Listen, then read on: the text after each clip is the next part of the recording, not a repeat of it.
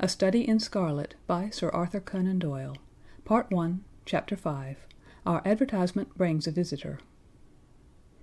Our morning's exertions had been too much for my weak health, and I was tired out in the afternoon.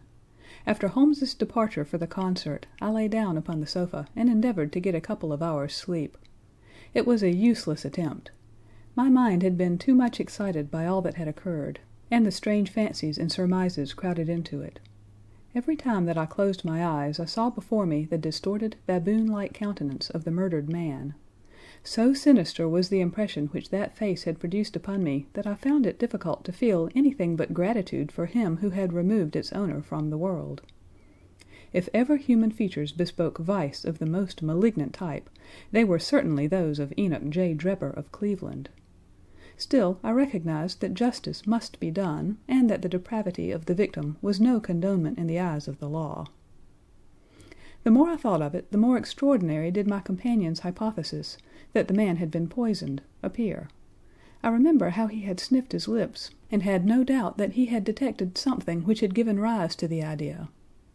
Then again, if not poison, what had caused the man's death, since there was neither wound nor marks of strangulation? But, on the other hand, whose blood was that which lay so thickly upon the floor? There were no signs of a struggle, nor had the victim any weapon with which he might have wounded an antagonist. As long as all these questions were unsolved, I felt that sleep would be no easy matter either for Holmes or myself. His quiet, self-confident manner convinced me that he had already formed a theory which explained all the facts, though what it was I could not for an instant conjecture.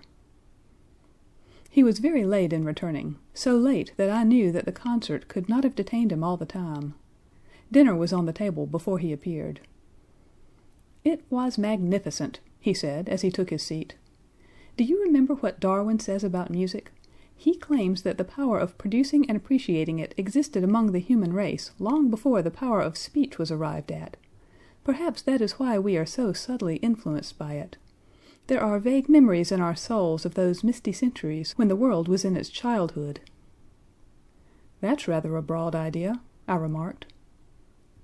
"One's ideas must be as broad as nature if they are to interpret nature," he answered. "What's the matter? You're not looking quite yourself. This Brixton Road affair has upset you." "To tell the truth, it has," I said. "I ought to be more case-hardened after my Afghan experiences. I saw my own comrades hacked to pieces at my wand without losing my nerve." "I can understand. There is a mystery about this which stimulates the imagination. Where there is no imagination, there is no horror. Have you seen the evening paper?" "No." "It gives a fairly good account of the affair. It does not mention the fact that when the man was raised up, a woman's wedding ring fell upon the floor. It is just as well it does not." "Why?" "Look at this advertisement," he answered. "I had one sent to every paper this morning immediately after the affair." He threw the paper across to me, and I glanced at the place indicated. It was the first announcement in the Found column. "In Brixton Road this morning," it ran, "a plain gold wedding ring found in the roadway between the White Hart Tavern and Holland Grove. Apply Dr. Watson, 221 B, Baker Street, between 8 and 9 this evening." "Excuse my using your name," he said. "If I used my own, some of these dunderheads would recognize it and want to meddle in the affair." "That is all right," I answered. "But supposing anyone applies, I have no ring." "Oh, yes, you have," said he, handing me one. "This will do very well. It is almost a facsimile." "And who do you expect will answer this advertisement?" "Why, the man in the brown coat, our florid friend with the square toes. If he does not come himself, he will send an accomplice." "Would he not consider it as too dangerous?" "Not at all. If my view of the case is correct, and I have every reason to believe that it is, this man would rather risk anything than lose the ring. According to my notion, he dropped it while stooping over Drebber's body, and did not miss it at the time. After leaving the house, he discovered his loss and hurried back, but found the police already in possession, owing to his own folly in leaving the candle burning. He had to pretend to be drunk in order to allay the suspicions which might have been aroused by his appearance at the gate.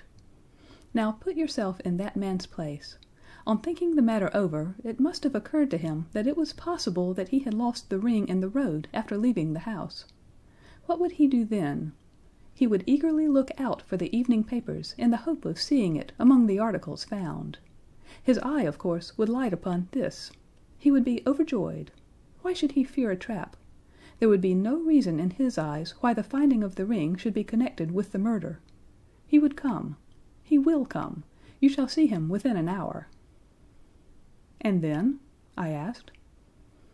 "Oh, you can leave me to deal with him then. Have you any arms?" "I have my old service revolver and a few cartridges." "You had better clean it and load it. He will be a desperate man, and though I shall take him unawares, it is as well to be ready for anything." I went to my bedroom and followed his advice. When I returned with the pistol, the table had been cleared, and Holmes was engaged in his favorite occupation of scraping upon his violin. "The plot thickens," he said as I entered. "I have just had an answer to my American telegram. My view of the case is the correct one." "And that is?" I asked eagerly. "My fiddle would be the better for new strings," he remarked. "Put your pistol in your pocket. When the fellow comes, speak to him in an ordinary way. Leave the rest to me. Don't frighten him by looking at him too hard." "It is 8 o'clock now," I said, glancing at my watch. "Yes, he will probably be here in a few minutes. Open the door slightly. That will do. Now put the key on the inside. Thank you. This is a queer old book I picked up at a stall yesterday, De Jure Inter Gentes, published in Latin at Liège in the Lowlands in 1642. Charles's head was still firm on his shoulders when this little brown-backed volume was struck off." "Who is the printer?" "Philippe de Croy, whoever he may have been. On the flyleaf in very faded ink is written Ex Libris Juliomi White. I wonder who William White was. Some pragmatical 17th century lawyer, I suppose. His writing has a legal twist about it. Here comes our man, I think." As he spoke, there was a sharp ring at the bell. Sherlock Holmes rose softly and moved his chair in the direction of the door. We heard the servant pass along the hall, and the sharp click of the latch as she opened it. "Does Dr. Watson live here?" asked a clear but rather harsh voice. We could not hear the servant's reply, but the door closed, and someone began to ascend the stairs. The footfall was an uncertain and shuffling one. A look of surprise passed over the face of my companion as he listened to it. It came slowly along the passage, and there was a feeble tap at the door. "Come in," I cried. At my summons, instead of the man of violence whom we expected, a very old and wrinkled woman hobbled into the apartment. She appeared to be dazzled by the sudden blaze of light, and after dropping a curtsy, she stood blinking at us with her bleared eyes and fumbling in her pocket with nervous, shaky fingers. I glanced at my companion, and his face had assumed such a disconsolate expression that it was all I could do to keep my countenance. The old crone drew out an evening paper and pointed at our advertisement. "It's this as has brought me, good gentleman," she said, dropping another curtsy. "A gold wedding ring in the Brixton Road. It belongs to my girl Sally, as was married only this time 12 month, which her husband is steward aboard a Union boat, and what he'd say if he comes home and found her without her ring is more than I can think, he being short enough at the best of times, but more especially when he has the drink. If it please you, she went to the circus last night along with—" "Is that her ring?" I asked. "The Lord be thanked!" cried the old woman. "Sally will be a glad woman this night. That's the ring."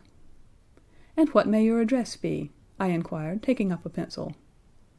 13 Duncan Street, Houndsditch, a weary way from here."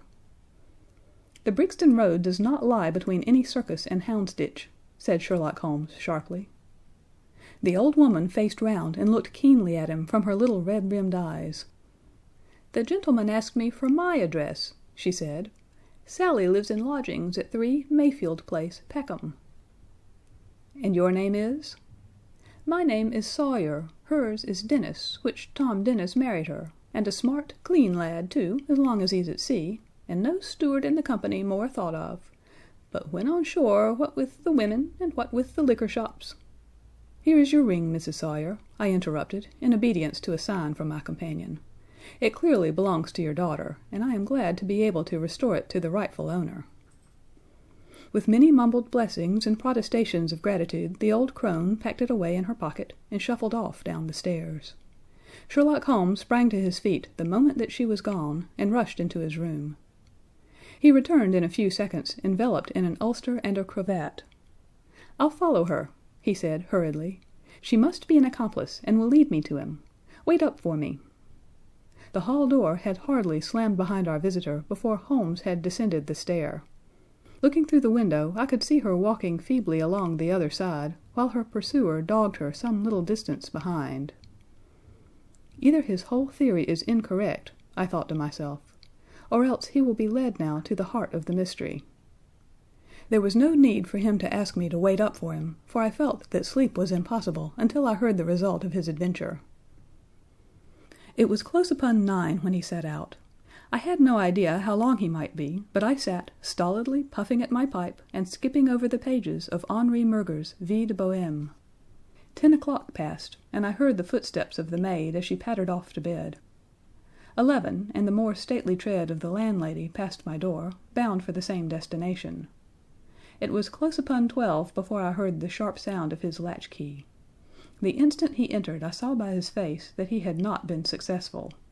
Amusement and chagrin seemed to be struggling for the mastery, until the former suddenly carried the day, and he burst into a hearty laugh.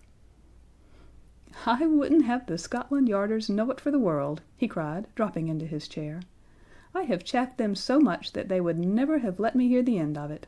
I can afford to laugh, because I know that I will be even with them in the long run."